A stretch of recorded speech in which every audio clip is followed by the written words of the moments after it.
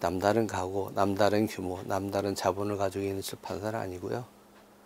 그렇지만 그 출판사들이 그 역사가 오랜 지금 보아도 정말 그 소중하게 다뤄와야 될 이런 문예지들을 과감하게 버렸냐. 이거는 돈의 문제, 자본의 문제 이런 것은 아니라고 봐요. 더 큰 욕망이 있었겠죠. 그러면 안 되는 거죠. 규모 있는 출판사에서 정말 가지고 있는 능력들을 좀 학술지들이 아니어도 이 문예들을 살려서 더 많은 필자 확보해주고 발표지면 확보해주고 그래야 된다고 봐요. 이제는 정전이라고 할 수 있는 그런 잡지, 그런 가치는 이제 사라지지 않았나. 그럼 이제 그때가 우리가 이제 개입할 시점이 아닌가. 그렇게 판단을 했고요. 확인되지 않은 설이지만 시인이 우리나라에 2만 명 된다든가 뭐 6만 명 된다든가 뭐 이런 얘기들이 있는데 그거는 뭐 일면 수긍할 수 있는 측면이 있다고 보는데 그런 것들도 우리가 좀 정화될 필요도 있다. 물론 이제 글을 쓴다는 행위 자체를 어떻게 정화하겠어요. 그 자체만으로 우리가 존중해주고 그래야 되겠지만 그런 거 있잖아요. 저인망식으로는 잡을 수 있는 것이 있고 잡지 못해야 되는 어떤 규제가 있어요. 저인망으로 해서 아예 싸그리 우리가 씨를 말리는 형태는 안 되겠지만 우리가 굵게라도 끌고 가서 눈에서 보이지 않는 가운데 활동하고 있는 주요한 필자들, 저자들은 우리가 살려야 되지 않겠냐. 그런 부분에서 문학인은 충분히 할 역할을 할 수 있다고 봅니다.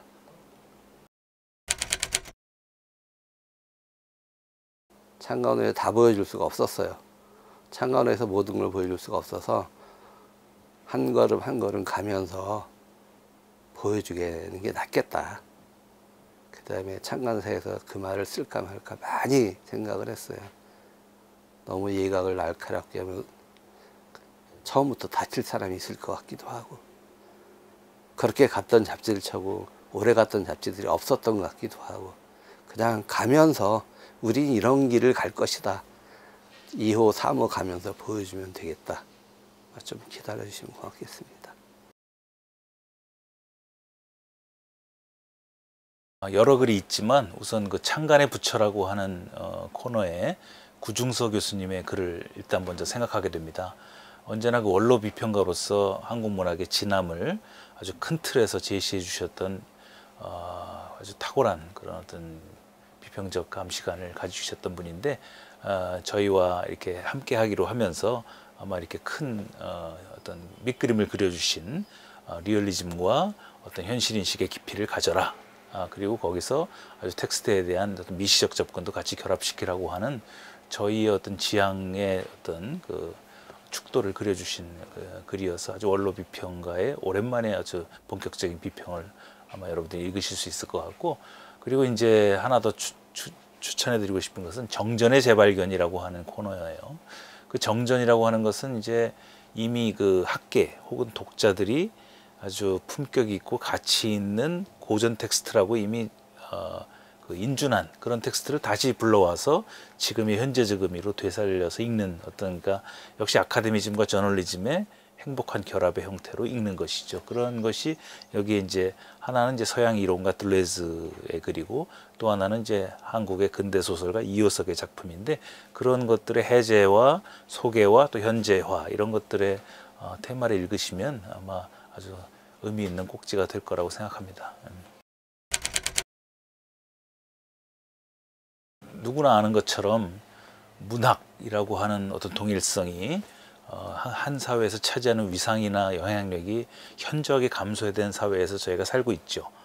문학 자체의 어떤 영향력 축소도 있지만 문학이 하던 일들을 다른 인접 양식들이 다 이제 흡수하고 걷어감으로써 이제 문학이 조금 이렇게 축소된 듯한 느낌을 가져요. 그래서 그 원래 근대인들이 꿈꿨던 문학이라고 하는 전체상도 우리가 역사로 다루면서 지금 이러한 영상주도의 시대에 4차 산업혁명 시대에 또 AI가 인간의 사유를 부분적으로 대신하는 사회에서 이 문자 예술로서의 문학이라고 하는 틀을 조금 넓혀서 그동안 창작이라고 하는 그 아주 좁은 틀에 가두었던 문학 장르를 산문, 에세이, 이론 뭐 이런 것까지 더 확장을 해서 문학의 어떤 그 범주를 좀 확장적으로 생각한다면 여전히 그 활자를 중심으로 사유하고자 하는 우리 그 근대인의 어떤 그 뭐랄까요 꿈과 욕망이 그 문예지가 대행할 수 있다고 생각합니다.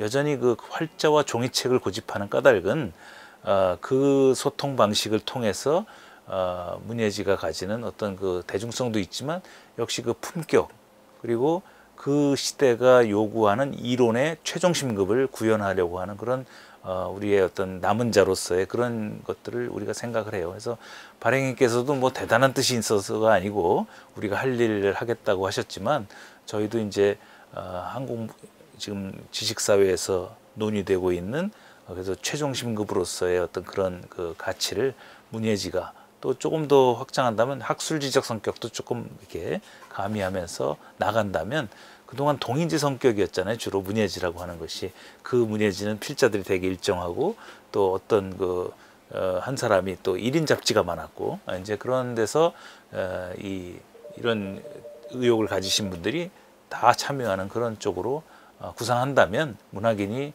그런 대로 이 시대에 또 어떤 그 반응을 할 수 있는 보답을 할 수 있는 그런 계기가 생기지 않을까 그렇게 믿고 있습니다. 편집위원들의 면면을 보니까 굉장히 이 기존의 문예지와는 다른 문예지를 내실 것 같아요. 보시면 아시겠지만 지금 우리나라에서 그러니까 뭐라 그럴까 사람들에게 많이 읽히고 있는 문예지들은 거의 대부분이 국문과 출신들이 주도를 하고 있거든요. 그러다 보니까 한국 문학에 대한 애정은 넘치지만 반대로 다른 나라 문학과의 비교라든가 어떤 다른 시각들은 별로 존재하지가 않아요. 아마도 그거는 이제 지난 한 20년 동안 대학에서 불문학, 동문학 이런 것들이 이제 많이 사라지거나 이게 아마 분위기가 가라앉아서 아마 그런 것도 아마 크겠지요. 근데 이번에 문학위는 보니까 국문학부터 시작해서 영문학하고 인류문학 이렇게 넓혀놨고요. 특히 그 다루고 있는 내용들도 지금 당대의 문제만이 아니라 좀 이렇게 넓어졌다는 거예요. 사실은 이제 이게 하나의 저는 모험이고 실험이라고 생각을 하는데요. 과연 이런 어떤 형식이 가장 바람직한데 지금 이제 이 잡지를 주로 구독할 한 20, 30대에게 과연 어떤 모습으로 다가갈까라고 하는 거는 어쨌건 하나의 실험이라고 생각하는데 단순하게 그냥 한 호, 두 호에서 승부를 본다기보다는 좀 긴 안목을 가지고 잡지를 이렇게 꾸준히 만들면 저는 분명히 아마 나중에 이 잡지가 한국 문학사에서 기여한 부분들은 충분히 아마 평가될 거라고 저는 생각을 하고 있습니다. 저는 우선은 뭐 크게 두 가지 정도 얘기를 했었는데요. 한국 문학계는 어느 사회나 마찬가지지만 중심과 주변이라고 하는 이 권력의 어떤 뭐라 그럴까요? 차이가 있는데 그것은 지금 얘기했던 여러 가지 문제들은 되게 중심에서 벌어진 일인데 이것을 비평 일반으로 얘기하는 것은 좀 그냥 과도한 것 같다. 그래서 오히려 한국의 평론이 지나치게 중심화되거나 몇몇 사람들이 그 평론장을 이렇게 좌우하는 그런 구조 자체가 조금 건강하지 못한 게 아니냐라고 하는 게 또 하나였고요. 두 번째는 되게 이제 왜 그런 일들이 발생하냐. 뭐 최근에도 지금 이제 신경숙 씨가 신간을 냈던데 또 되게 말이 많잖아요. 근데 이제 문예지를 발행하거나 아니면 문학 출판을 전문적으로 하는 어떤 출판사들의 경우에는 사실 상업적인 이익을 고려하지 않을 수가 없기 때문에 대개의 경우에는 평론가들이나 거기에 몸담고 있는 편집위원들이 그 작품들을 소개하거나 평가할 때 좋게 해주기를 바라는 거거든요. 그리고 이제 그런 문예지들이 젊은 평론가들에게 지면을 주면서 뭔가 써달라고 부탁할 때 역시도 나쁜 얘기보다는 좋은 얘기를 써달라고 하는 어떤 암묵적인 그런 이렇게 약간 뭐라 그럴까요? 그런 힘이 있는 거죠.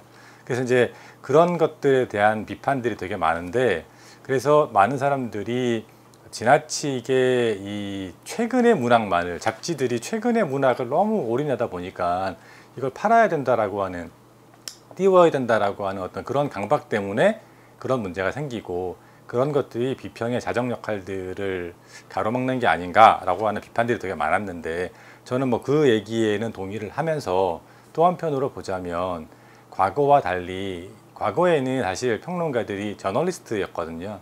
그러니까 이제 출판에 관계를 하거나 신문 기자 관계를 하거나 이렇게 됐었는데 오늘날은 되게 뭐 저도 마찬가지지만 대학원 공부를 하고 이 사람들이 평론 활동을 하다가 어느 순간이 되면 대개의 경우에 특히 이제 학력이 좋거나 뭐 이렇게 유리한 조건들을 갖고 있는 사람들은 대학의 자리를 잡게 되고 대학으로 가면 아무래도 이제 현장 평론보다는 학문 세계로 빠져나가기 때문에 사실은 평론가들이 이 한국 문학 장에 머무르는 시간이 과거에 비해서 되게 짧아요. 그러니까 예를 들면 뭐 백낙청 선생이나 김현 선생이나 이런 양반들은 꽤 오랫동안 평론을 하셨지만 지금 우리가 기억하는 90년대 이후의 평론가들을 보면 길어야 10년이거든요.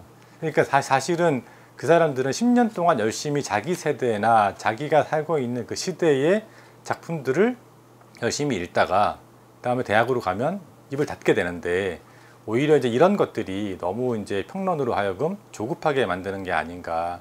사실 평론가라고 하는 건 한국 문학의 긴 역사나 안목들을 좀 보기도 하고 해외 문학의 어떤 흐름들과 견주어 보기도 해서 사실은 좀 이렇게 시야가 커야 되는데 우리나라에 지금 이제 평론가를 배출하고 이 사람들이 문해지 편집위원을 하다가 대학 교수로 나아가는 요 프로세스가 불과 10년밖에 안 되기 때문에 그런 어떤 면들이 과도하게 지금 뭐라 그럴까요? 지금 존재하는 문학에 대해서 과도하게 뭔가 이 평가를 하게 되는 것이고 그런 것들이 오늘날 지금 비평이 이렇게 비난을 받는 그 큰 어떤 원인이 되는 것이 아닌가. 저는 그래서 그런 문제들을 제기했던 거죠. 이것들을 단순하게 그냥 비평이 권력이다 일반화시키기보다는 이런 구조를 좀 보자라고 하는 게 제 글의 취지였어요.